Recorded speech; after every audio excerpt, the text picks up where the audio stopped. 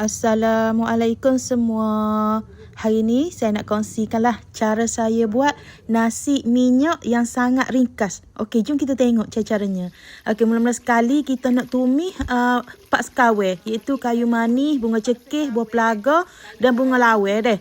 Saya tumis guna minyak biasa sahaja, tak pakai margarin ataupun minyak sapi. Ni kita sebab kita buat hok ringkas-ringkas. Lepas tu kita masukkan bawang merah dengan bawang putih. Bawang putih tu kita hiri. Bawang merah tu dia kena lebih dah. Nanti saya akan tunjuklah sukat teh dia, kuantiti dia. Lepas tu kita masukkan air. Air ni saya masuk dekat-dekat dengan seekor. Lepas tu kita masukkan juga serbuk kunyit. Serbuk kunyit ni kalau kita nak warna dia, nasi kita tu kuning, kita lebih sikit deh. Kalau kita nak warna dia light tu kurang sikit, tapi dia sedap. Nasi ni dia warna dia tu terang. Lepas tu kita biarkan air tu kecup, baru kita masukkan daun ketumbar. Akar dia dengan daun ketumbar tu lah.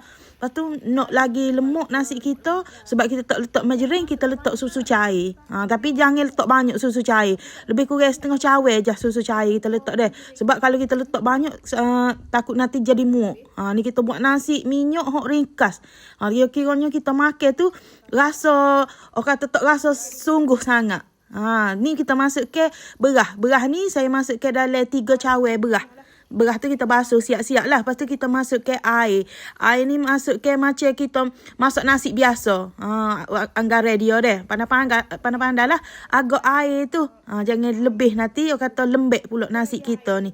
Ni saya guna beras Malaysia. Kalau beras dia kena air lebih. Kalau beras Malaysia kena kurang lah sikit air deh. Ni kita gaul dulu bagi sebati, sebab kita nak tengok sukat teh air kita tu. Kalau dah okey, barulah kita letak garam, letak gula. Garam dengan gula kena letak, biar rasa nasi kita tu dia ada rasa. Bukan kata nasi kita makan tu nasi kita tu tahu ada. Dia ada rasa nasi kita tu masin, manis, lemuk gitulah. Tapi jangan manis nasi ni. Kalau manis dia tak sedap. Tapi kita letak gula tu untuk belekkan rasa masin tu. Nak untuk bagi dia sedap je deh.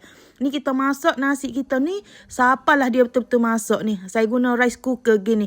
Ni air dia memang sangat-sangat lembut kalau kita masak sekali dengan nasi lagu ni. Ni nasi minyak hok ringkas, hok mudah nak buat, tak perlu banyak bahan tapi rasa sedap. Ni saya nak tunjuk buat sambal bawang. Bawang merah kena lebih dah. Lepas tu bawang putih tu hanya 1 ulah. Lepas tu cili padi. Cili padi ni kalau kita nak pedas kita tak lebih. Lepas tu masuk ke garam, letaklah gula. Garam gula tu biar cukup rasa, biar rasa masin manis tu ada dalam sambal. Lepas tu kita masuk ke cuka. Cuka ni jangan lebih. Agak-agak kata bahan-bahan kita ni boleh kisar je.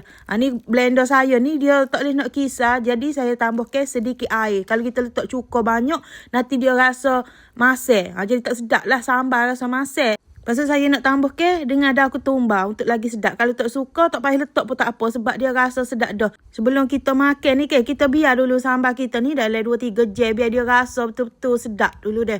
Bagi lama sikit. Lepas rasa lah. Apa yang kurang, garam, gula tu, nanti boleh tambah. Kalau nak sedap lagi, perah 5 nipis sikit. Dia aroma 5 nipis tu, dia wangi dah. Ni kata sambal bawang yang sangat sesuai untuk kita makan dengan nasi minyak. Nasi minyak yang sangat ringkas ni, awak boleh tengok hasil nasi minyak kita dah. Dia sangat-sangat lembut, sangat berperisa, sangat sedap. Walaupun kita buat tak banyak bahan, tapi insya-Allah rasa dia sedap. Ni untuk orang bujang memang boleh buat sangat resepi ni dah. Nasi minyak ni dia tidak muak bila kita makan. Tak macam nasi minyak yang lain yang banyak rempah sangat-sangat tu. Makan nasi minyak yang ni confirm bertambah. Okeylah, kepada yang dah menonton video saya ni, saya harap jangan lupa subscribe, like, komen dan share video saya. Okey, terima kasih semua.